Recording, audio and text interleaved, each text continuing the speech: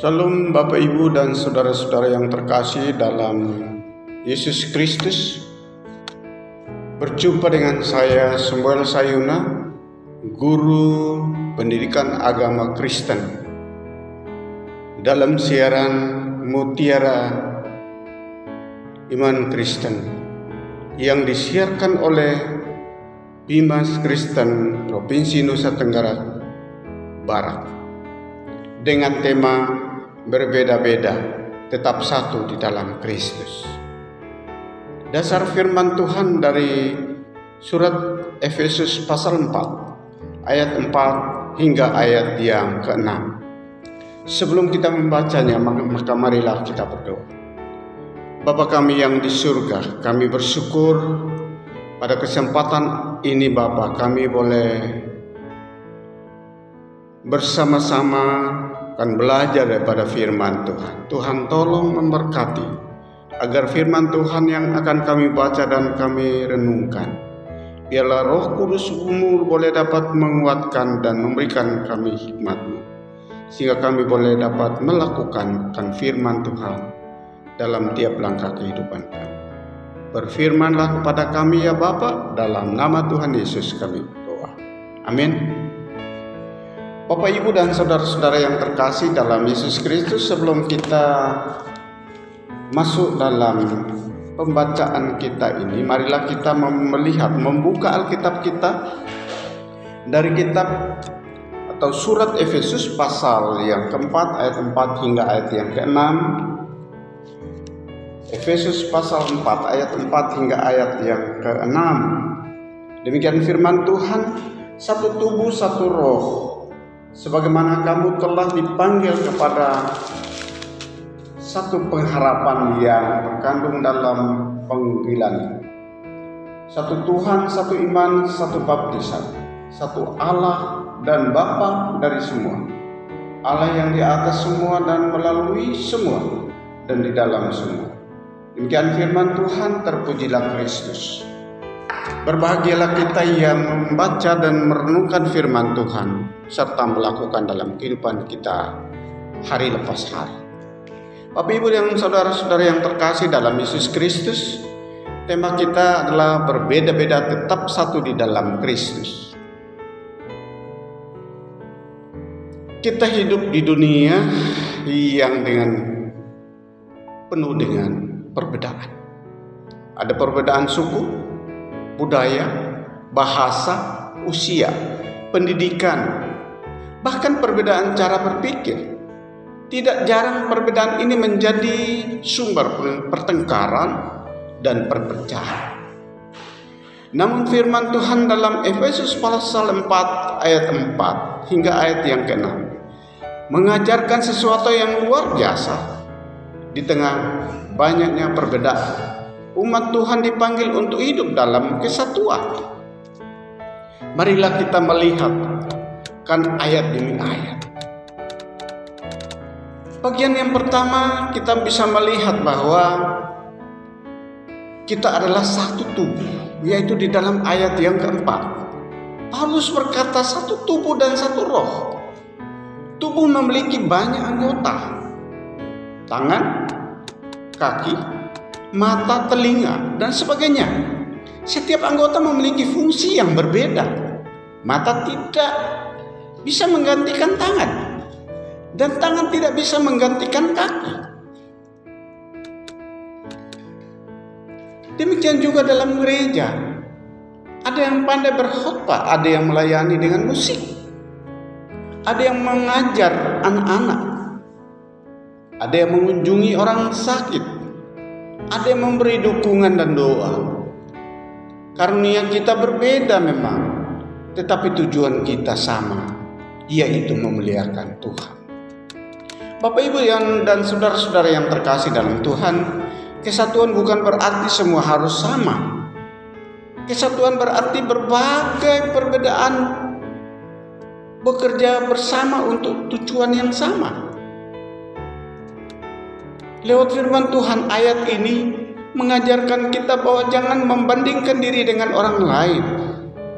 Tuhan memberi setiap orang talenta dan panggilan yang berbeda. Hargailah perbedaan dan gunakan karunia yang Tuhan berikan untuk membangun tubuh Kristus. Hal yang kedua yaitu ayat yang kelima. Kita memiliki dasar iman yang sama. Satu tubuh, satu Tuhan, satu iman, satu baptisan. Yang mempersatukan kita bukanlah suku, status sosial, atau latar belakang keluarga. Yang mempersatukan kita adalah Kristus. Kita memiliki beberapa hal penting, yaitu satu Tuhan, yaitu Yesus Kristus. Satu iman, yaitu percaya kepada karya keselamatannya. Satu baptisan sebagai tanda bahwa kita menjadi milik Kristus. Bapak, Ibu, dan saudara-saudara yang terkasih dalam Yesus Kristus, ketika kita berfokus pada Kristus, perbedaan-perbedaan yang lain tidak lagi menjadi penghalang untuk saling mengasihi. Sebagaimana satu ilustrasi yang saya berikan saat ini adalah jari-jari roda sepeda berada pada posisi yang berbeda. Namun semakin dekat semua jari-jari itu ke pusat roda, semakin dekat pula satu sama lain. Demikian juga semakin dekat kita kepada Kristus, semakin dekat kita dengan sesama. Lewat firman ayat ini, maka ayat ini mengingatkan kepada kita bahwa kita jangan biarkan perbedaan pendapat, kebiasaan, atau kepentingan pribadi merusak persaudaraan. Ingatlah bahwa kita memiliki Tuhan yang sama. Hal yang ketiga adalah di dalam ayat yang ke-6, kita memiliki satu Allah dan Bapa.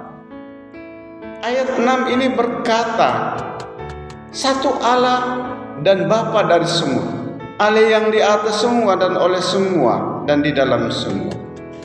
Ini mengingatkan kita bahwa semua orang percaya adalah keluarga Allah. Dalam sebuah keluarga, kadang ada perbedaan karakter dan pendapat. Namun mereka tetap satu keluarga karena memiliki ayah yang sama. Demikian juga kita, Allah adalah Bapa kita. Karena itu kita dipanggil untuk hidup dalam kasih, pengampunan, dan kerendahan hati. Jika Allah menerima kita sebagai anak-anaknya, maka kita juga harus belajar menerima satu sama lain.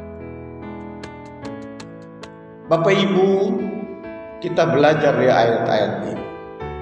Maka kita belajar mengampuni, hindari gosip dan pertengkaran, bangun hubungan yang penuh kasih. Jadilah pembawa damai di keluarga, gereja, dan masyarakat.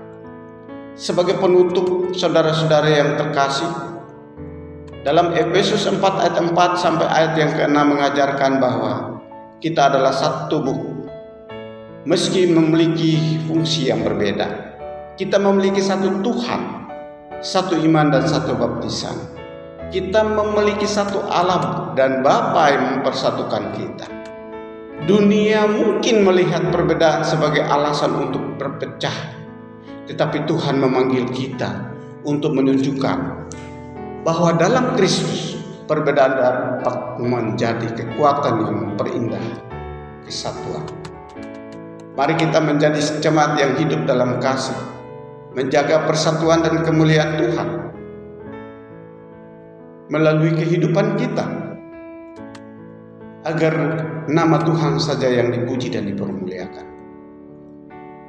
Bapak, Ibu, dan saudara-saudara yang terkasih dalam Yesus Kristus, kiranya firman Tuhan saat ini boleh dapat menguatkan kita, agar kita boleh menjalani hidup ini penuh dengan kasih sayang Tuhan. Mari kita berdoa. Bapa kami yang di surga, kami bersyukur atas firman Tuhan hari ini. Ajarlah kami untuk menjaga kesatuan yang berasal darimu Tuhan. Tolong kami untuk saling menghargai, saling mengasihi, dan saling mengampuni. Meskipun kami berbeda-beda, biarlah hidup kami menjadi kesaksian bahwa Engkau adalah Allah yang mempersatukan umat-Mu. Dalam nama Tuhan Yesus Kristus, kami berdoa dan bersyukur kepada Bapa di surga. Amin. Demikianlah firman Tuhan yang telah kita dapatkan. Kiranya firman Tuhan ini dapat menjadi berkat bagi kehidupan kita melalui siaran Mutiara Iman Kristen. Tuhan Yesus memberkati. Shalom.